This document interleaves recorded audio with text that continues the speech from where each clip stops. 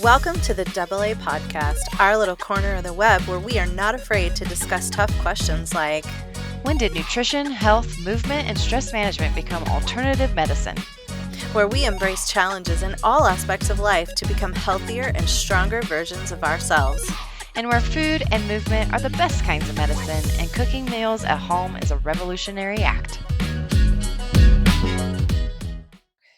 Welcome back to the AA Podcast with Ashley Olson. And Andrea Crane. Well, we had so much fun in our very first episode, and we are so excited for you to be back for the second episode of the AA podcast. So, we thought we would start off with a couple of new things. One is we are going to surprise each other each week with a Bible verse that kind of came to our thought as we were preparing for our podcast. But then we're also going to do a recap of our last 7 days. So I will go first since I'm talking first. But my verse is Psalm 73:26, and that is, "My flesh and my heart may fail, but my God is the strength of my heart and my portion forever." That's awesome. Oh, wow. Yeah, that's way better than mine. No, But it's not. okay, do you want me to do mine now? And then we'll do Yeah, the go 7 for days. it. Okay. Yeah. All right. So, let's see mine.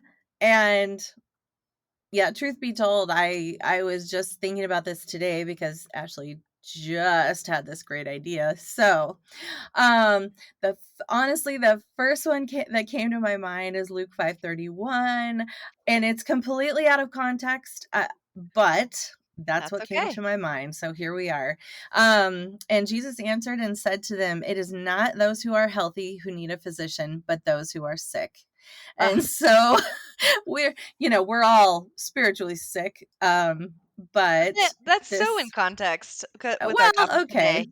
Yeah, no, Okay. I love it. Good. I think it's great. Good. So, All right. well, how was your last 7 days? Um, it was really good. It was Yeah, it was really good. It was strange. This is the first time in so many years that I haven't had like this tyranny of the syllabus hanging over my head. And so it's really strange to not like to get okay, so for instance, we're doing 75 hard and we're Hmm. getting to the end of it. Um but you have to read 10 pages of a nonfiction book every day. And so instead of reading something about, being a nurse practitioner or studying for boards or a class that I'm taking, I am reading about fruit trees, and it is just amazing. Like That's amazing. yeah, I'm so happy. I'm just so happy. So, yeah. That is so cool. I was Yep. going to ask what book you were reading because I didn't Uh-huh. know if you were Okay, it's staying if in the. anybody has fruit trees and you have like a backyard orchard with not a ton of space, because fruit trees can get like, 20, 30 feet tall. They're very large trees, a lot of them. And I have 12 and so, no, 14. Oh, wow. And yeah. So I wanted to keep them all very small, and there's a book that is incredible. It's called Grow a Little Fruit Tree. And it's all about it's so I like cute. how literal it is. I know, it's very literal and super cute. And it's written by this woman who's just an absolute expert. So highly recommend. One of my kids got it for me for Christmas this last year, and Oh, I haven't had a chance to read it until just right now, and to that's find out awesome. that I'm super behind on my pruning. But yeah. Love it. Yeah. That's so cool. How about you? 7 days were good. Last weekend we went camping, which always I just love. I don't necessarily like the idea of camping just because I like to shower every day, but once I'm out Mm-hmm. there, it's just so pretty, and it just reminds me of the vastness and beauty that we call Earth. So Yeah. it's just awesome. But then work has been great and busy, so I'm very thankful for that. And then this weekend it's just kind of been nice to um, unwind a little bit. So no true plans. Oh, that's awesome.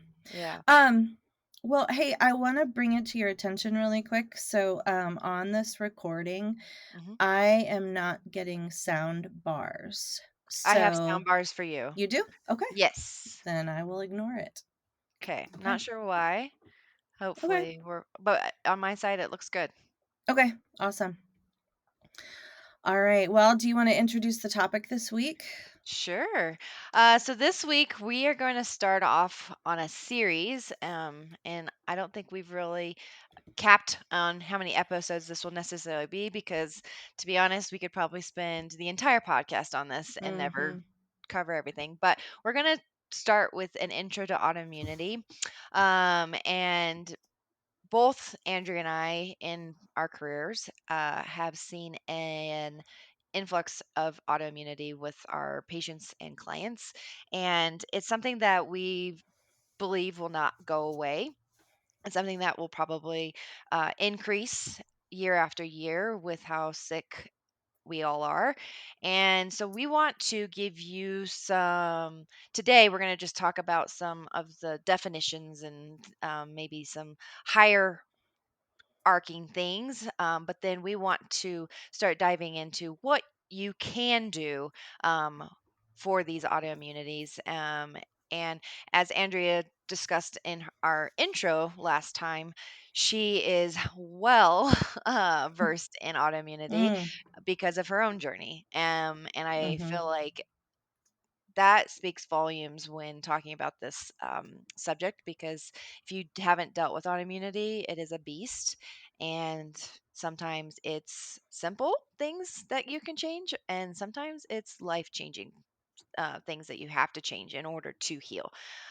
So I'm excited about it. And honestly, to learn along with you guys. As always, if you have any questions whatsoever, please send them our way. We will have our contact information in the show notes. Okay. So, to begin with, I thought maybe what we could focus on during this part of the podcast is just kind of an overarching what is autoimmunity? How did I get it? What is happening here? Um, and and the reason is because, as Ashley alluded to, we're seeing so much of this. And I'm in primary care, and so I'm not in a rheumatology specialty. This is kind of where, oh my gosh, where diagnoses go to die is rheumatology. If people don't know what to do with someone, generally that's the autoimmune bucket of diagnoses, and we ship them off to rheumatology to manage. And then once they're there, I feel like people don't get a lot of good information. They just kind of get a treatment option, a treatment plan that they may not know much about. And certainly there's no time during these specialty visits to go over, like, gosh, what is even happening to me. So it becomes a little overwhelming. I think most people understand that autoimmunity is the body attacking itself. I think that's probably pretty common knowledge, but what I don't think is common knowledge is to go just a little bit deeper than that and to figure out, how does this get started? What does this look like? Does that sound like a plan for today? I think that sounds awesome. Yeah. Okay. All right. Well, I guess the first thing that I want to say is I wanted to ask you about your experiences with clients that have autoimmunity, and just what you've seen. Like, how do you treat them differently? How does this impact your ability to train them to do what you do? Yeah, absolutely. So, probably the most common one that I see is arthritis. Mm, And that one probably, we probably all have some form of arthritis as we age. You can tell me if I'm wrong. But typically, when I first see a client, they might, complain of knees and maybe even feet and hips, shoulders types things. So when I'm first beginning with a client, we have to be respectful of the pain that they are actually feeling, because Mhm. it can be actually painful. And so understanding that movement is going to be an amazing medicine for arthritis, but respecting their beginning steps that we need to Mhm. take. So it might look a little lighter at first, but to be honest, I've had a client with osteoporosis. She's multiple people in her family has had it, Mhm. and within 3 years of training and training with me, she was able to reduce, not over each year that we've trained together, but at one point she was able to completely get off of it. Mm. Her osteoporosis was not to the point that she needed the medicine anymore. Mm. So she just felt amazing because of that. And she gets um oh, I just lost the name of it. Body scans every 6 months. Oh, like DEXA DEXA? scans, Uh-huh. DEXA scans every 6 Mhm. months, because it is so prevalent in our family. So Mm. she's very much on top of it, and her doctors are aware of the severity for her. But Mhm. and then also, um, let me You think. see a lot of thyroid too, don't you? I was just Hypothyroid? Yep, Mm. I was gonna say Mhm. thyroid issues are becoming more and more prevalent Mhm. with the people I see. And this one, is something that I'm still learning about. But um, just um, just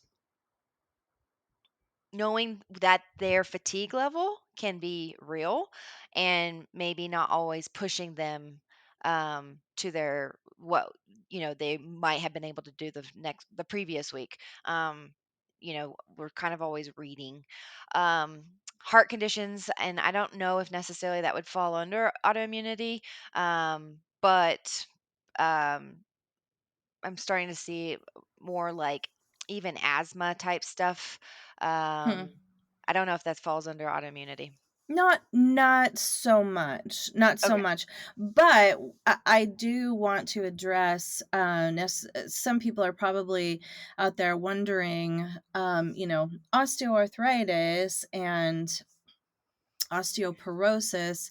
So osteoarthritis is the most common form of arthritis in the country, and again, like you said, most of us will probably have some degree of osteoarthritis if we live long enough. Mhm. Um, and some people, I'm sure, are saying, well, that's not autoimmune. Well, so interestingly, as research comes in and as the years go by, there are more and more conditions that we are able to attribute to an autoimmune etiology or origin.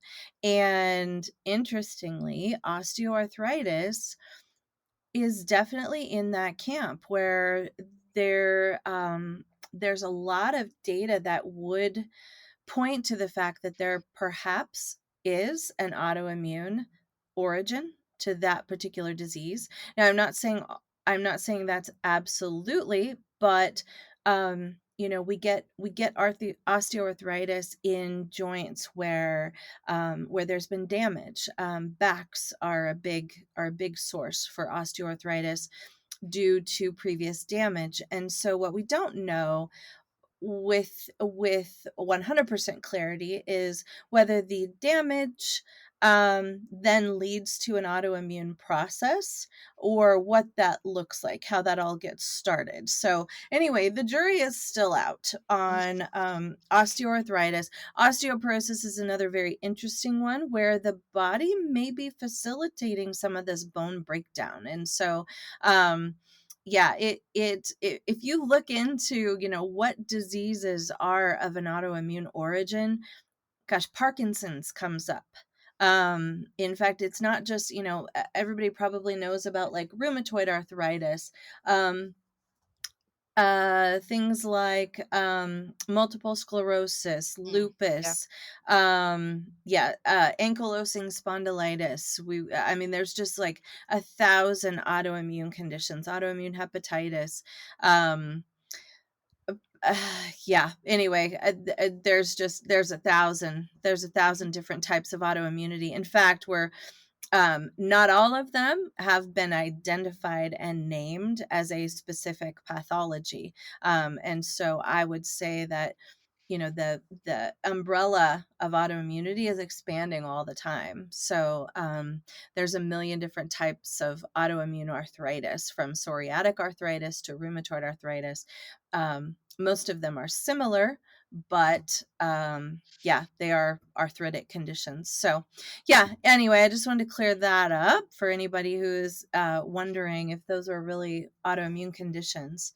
Um, and so for myself, yeah, I have dealt with autoimmunity for nearly my whole life, and as I think I mentioned last episode, I control everything just with diet and lifestyle now, um, which is really extraordinary. Not extraordinary to me, just that it can be controlled with diet and lifestyle. And so, um, but I also want to give the disclaimer that these diseases are so, um, things like ulcerative colitis, things like Crohn's disease, um, they can they can force you to have very major surgical interventions, if the damage gets too far gone. Things like rheumatoid and psoriatic arthritis, you can be crippled. You can lose functionality in your joints. And so I always like to preface this with, yes, I obviously am a big believer in diet and in exercise and lifestyle intervention. However, I can tell you that for myself personally and for patients that I advise, if they're in the midst of a flare and there is damage being done to their bodies, that damage a lot of times is irreversible. Mm. And so, I would absolutely avail myself of pharmacologic agents, drugs, used to treat these, rather than um, just let the damage happen. Obviously, I'm going to intervene also with diet and lifestyle and everything that I know to do. But if, God forbid, if something were to happen and, my body loses its mind and begins attacking itself again, I I will uh, go on some kind of disease modifying medication that will stop the progress of the destruction. So anyway, that's my disclaimer. I am not anti pharma. These diseases are very serious. They are life taking. They are life shortening. They are life altering. And so, if you are on medication for these diseases, it's not a failure. It's not, it's, you didn't lose the game. It's an ongoing process, and if we can successfully, get you into a place where your diet and lifestyle control your symptoms and manage the disease for you, then that's a great place to be. But not everybody can get there, so I just wanted to put that out there.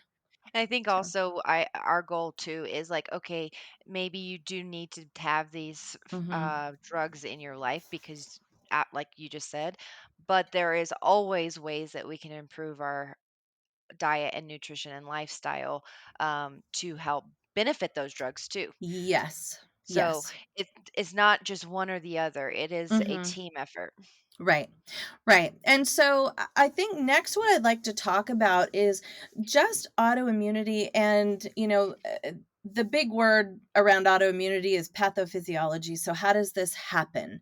What is the course of disease in the body? And this is, I think what patients don't get enough of is this conversation from their doctors, from their providers, is what the heck is going on? Why is my body all of a sudden attacking itself? And patients often have this idea that this just came out of the blue. Why is this happening all of a sudden? And I would like to just tell you, if you've been diagnosed with autoimmunity, This has been brewing for often for decades Mm. in your life and in your body. I was diagnosed with my first autoimmune disease at 16. Wow. Um, but I know that that had been brewing in hindsight. It had been brewing for years before that. Mm. And so there are plenty of people who are diagnosed with, low thyroid. The primary reason for low thyroid in the United States is because of an autoimmune condition called Hashimoto's thyroiditis. And that is where the body attacks its thyroid tissue. It creates antibodies to its own thyroid and destroys it. So a lot of people don't even know that they have autoimmunity when they have low thyroid, but that is the most common cause of low thyroid in the country. Mm. And so, um, but but and autoimmunity is very, very complex. It's an extremely complex specialty. In fact, there's lots about the human immune system that we still haven't figured out. It's really a complex type of physiology. All that to say, though, I want to really simplify things by saying autoimmunity is all of the autoimmune diseases function by way of a similar mechanism. Mm. It's just what is the target tissue that's being destroyed. That's the only difference.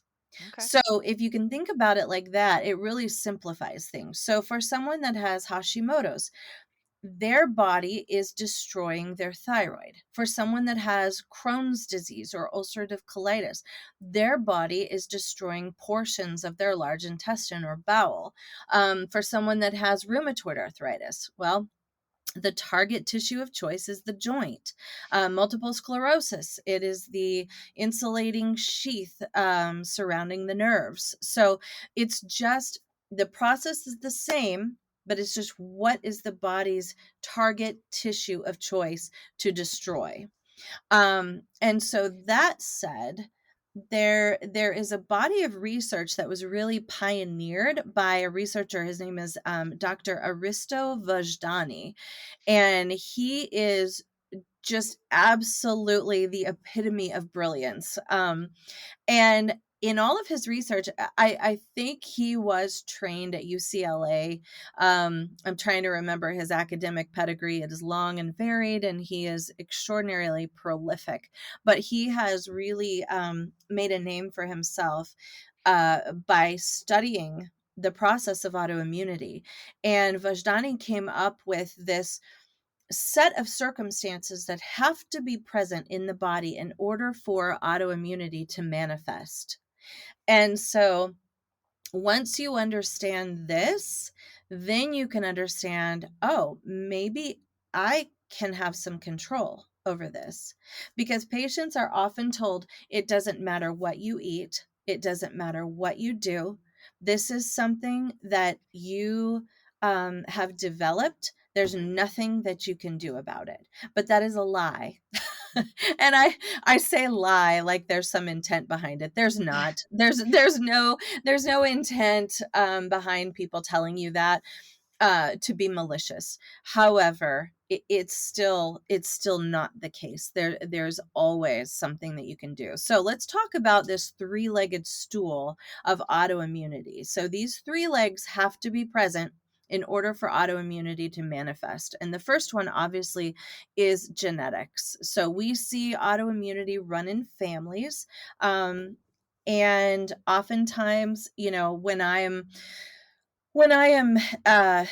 going down that diagnostic pathway of there's something weird wrong with somebody, and we've done all of the easy stuff, and now we're getting down to the rheumatological issues, and so talking about potentially autoimmune issues.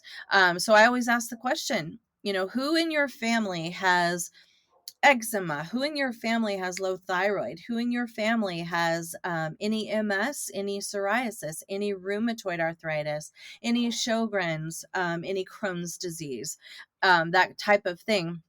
And so we go through a very good family history in order to determine if there are the genetics there. And often they'll say, oh, yeah, my aunt so and so or my mom or my dad really struggled with this or that. So, yeah, that you've got to have that genetics present. And then secondly, there has to be an environmental exposure.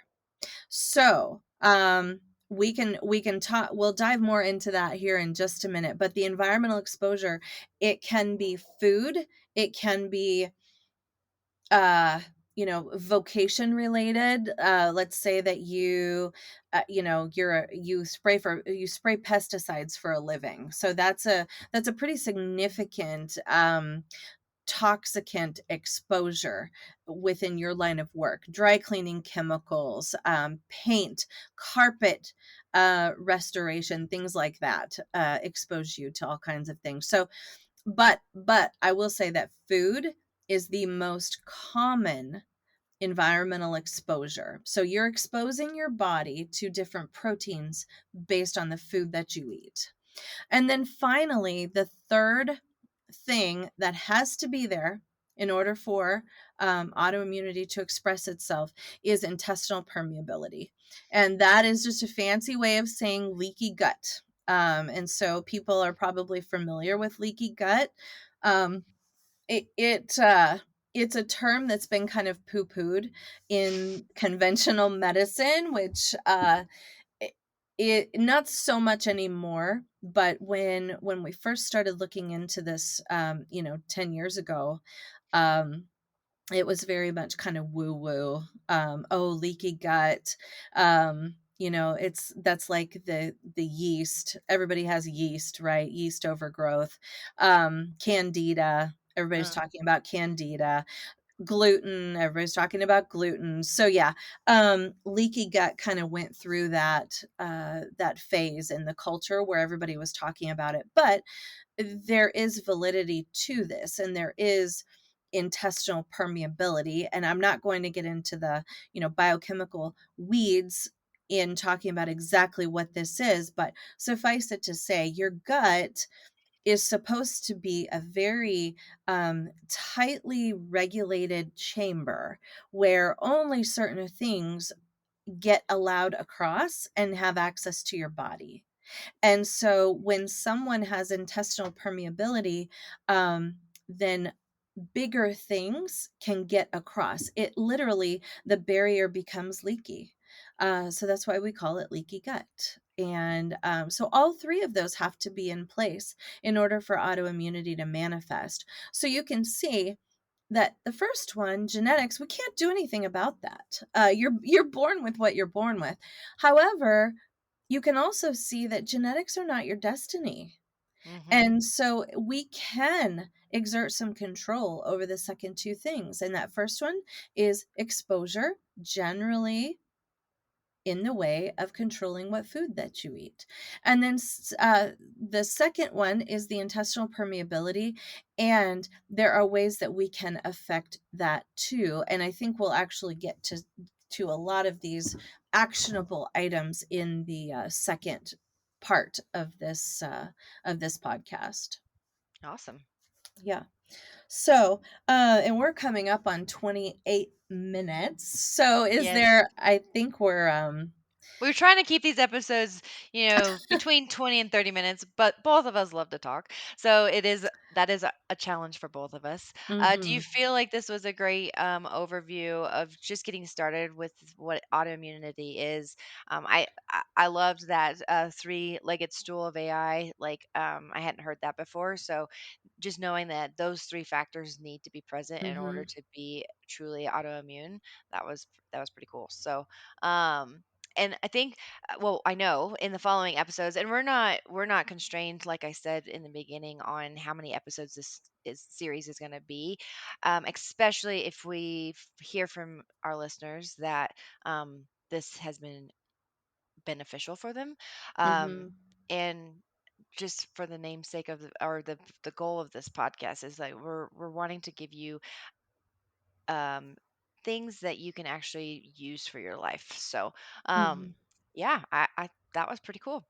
Okay. Well, awesome. So next time, I Hmm. think what we'll focus on are things that improve autoimmunity that you can do just with your lifestyle and changes that you can grab hold of and control. And then I think we can also talk about what are the things that trigger autoimmunity and that make things worse. What causes flares? What Yeah, can I avoid? What can I stay away from to manage and control flaring? I love it. Well, I'm Okay. excited. So thanks so much for listening, and we will catch Mhm. you in the next episode. Goodbye.